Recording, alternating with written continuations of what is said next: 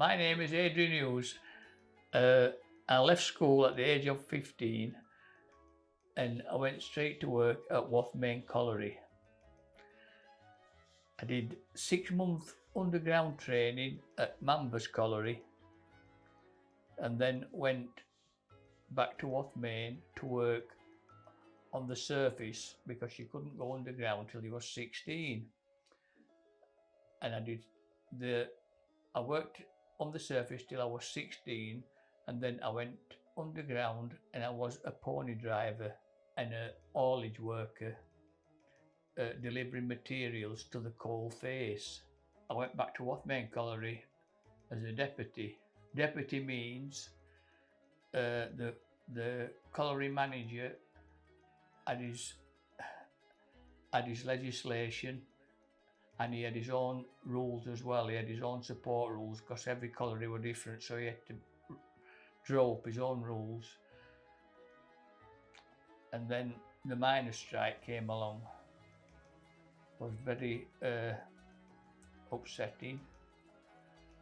Nobody realised how long it was going to carry on for, and I had a lot of family still who were on strike, which was difficult for me because I was getting paid, and they had a vote to close Wath Colliery.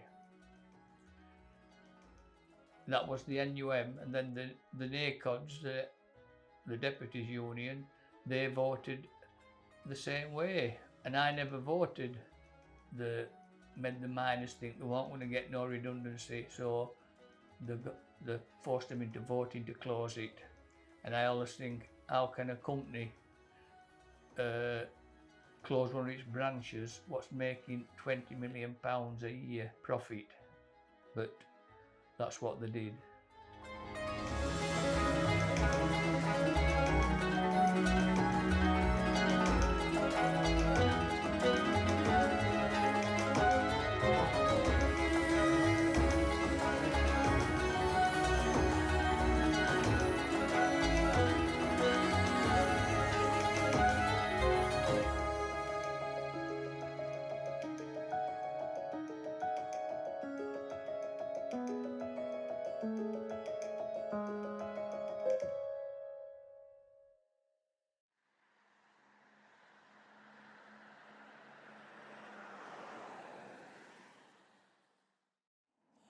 This is the bridge where we used to, well, this is the bridge that replaced what we used to call the Iron Bridge, what we used to go over Wath, which played a big part in World War II, taking coal from the collieries of the Dearne Valley to Sheffield Steelworks for the World War II war effort. And it is now called Manvers Way.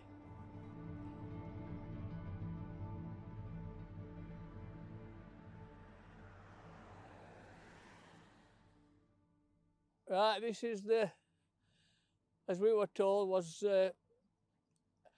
when Wath Colliery was dismantled and the pit head was dismantled, this was well, it's half the wheel from number 1 pit head.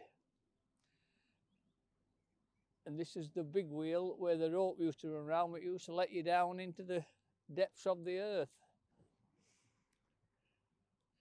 And this is would have been the road that took you down into the pit yard.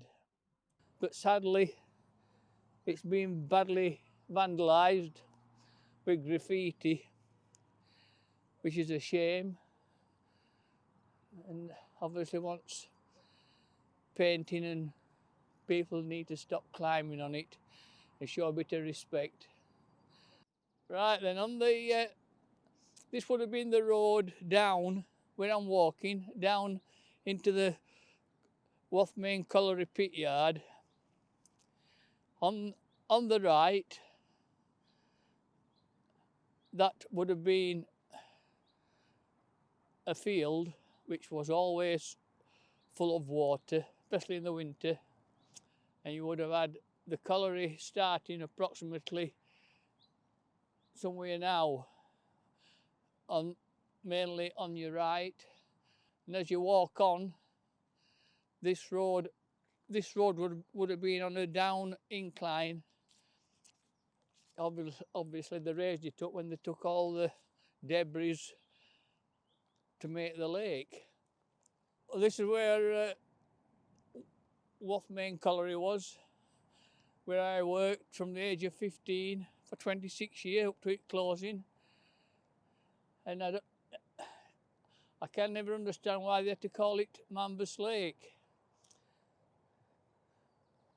It does worry people who worked here that the memory of Wath Colliery will be lost when my generation is gone.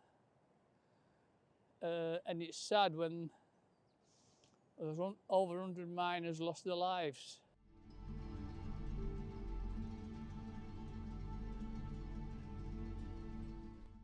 Right, I'm walking up now through the bushland from the lake. All this bush has been between the lake, and over the other side there's a golf course. I'm walking up now to one of the caps over the shaft. I'm just going to have a look which one it is.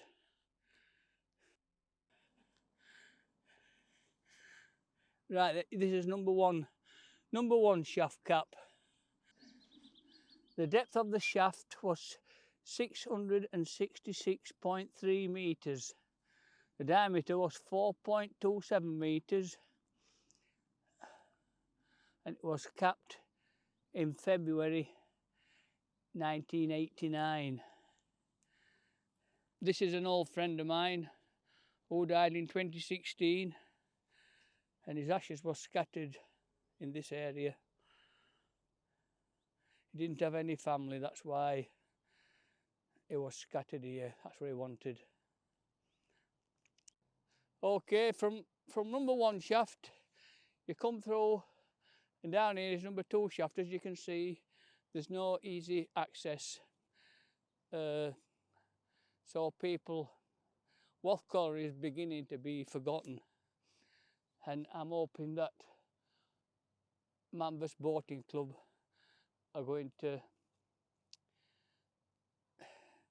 do something about it when they get hold of this land, because the land at the moment belongs to the golf club, which is on my right, and the lake is on the left. So if the boat club gets this land, they've told me they're going to put some paths up so people can get up to the caps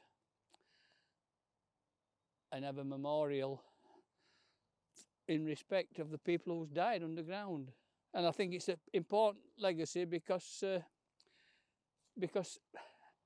Wath Colliery for 100 years was a massive employer of this area, not just Wath upon Dearne, but also Bolton on Dearne, Mexborough, and it gave thousands of people employment. It was the biggest employer actually in this area, and I think it deserves respect. And at the moment it's not getting any. Right, this is the area of Wath Main Colliery, and if you look round, this is the boating club, and approximately that where the loco sheds used to be, where I worked when I was 15, because you couldn't go underground till you were 16. And I worked in there for 12 months cleaning the locomotive, Wath Main locomotive, which used to take all the muck up to Broomhill, and it were all dumped up there near the bird sanctuary. But this is Wath Lake. They've made a beautiful thing of it. I will give them that. And this lake was actually filled, when they dug it out, was actually filled from the Dearne River. They dug a trench, put a dam in, and when they dug out the lake, took the dam away, and the Dearne ran into it and filled it up.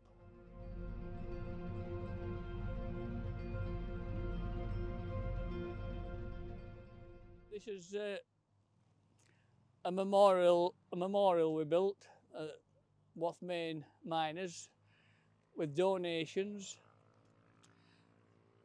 and one of the miners was a bricklayer, Jimmy Little.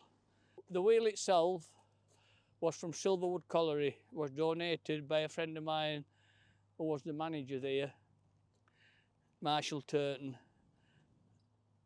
and he donated it. And it's from, because it's only a small wheel, it's from emergency winder, which every colliery had emergency winder for if anything happened to the main winders to get people out of the mine.